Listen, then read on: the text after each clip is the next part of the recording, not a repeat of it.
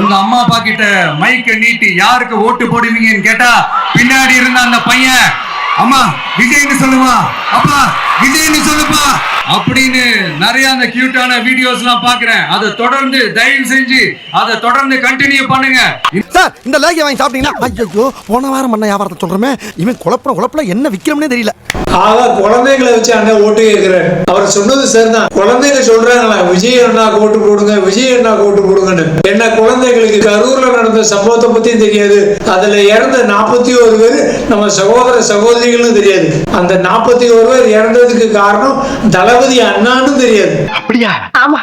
அதனால கண்டிப்பா அப்படித்தான் சொல்லி இருப்பாங்க. ஒருவேளை அந்த குழந்தைகளுக்கு அந்த உண்மை தெரிஞ்சிருந்தா ஏ தற்கொலை அம்மா, ஏ தற்கொலை அப்பா, ஏ தற்கொலை அண்ணா, ஏ தற்கொலை தங்கச்சி, ஏ தற்கொலை பெரியப்பா, ஏ தற்கொலை சித்தப்பா, உங்களுக்கு வெக்கம் மான சூடு சொன்னா கொஞ்சம் கூட இல்லவே இல்லையா? இப்படி எந்த சினிமா நடிகை உங்க ஊருக்கு வந்தாலும் இப்படித்தான் விழுந்தடிச்சு ஓடி போய் பாப்பீங்களா? உங்களுக்கு கொஞ்சமாவது அறிவு வேண்டாமா? அதனால தான் உங்க எல்லாரும் தற்கொலைன்னு சோசியல் மீடியா ஃபுல்லா கிண்டல் அடிக்கிறாங்களே. கொஞ்சமாவது உங்களுக்கு சுய அறிவு இருந்தா, தமிழ்நாட்டை பத்தி கொஞ்சமாவது அக்கறை இருந்தா, உங்களுக்கு எந்த கட்சி ஆட்சிக்கு வந்தா நல்லது நடக்கும்னு நம்பிக்கை இருக்கோ அந்த கட்சிக்கு போய் ஓட்டு போட்டுட்டு வந்து விசில் எடுத்து அண்ணா காதுல செவிலு கிளியிட வரைக்கும் ஊதுங்கன்னு கண்டிப்பா அந்த குழந்தைங்க சொல்லுங்க.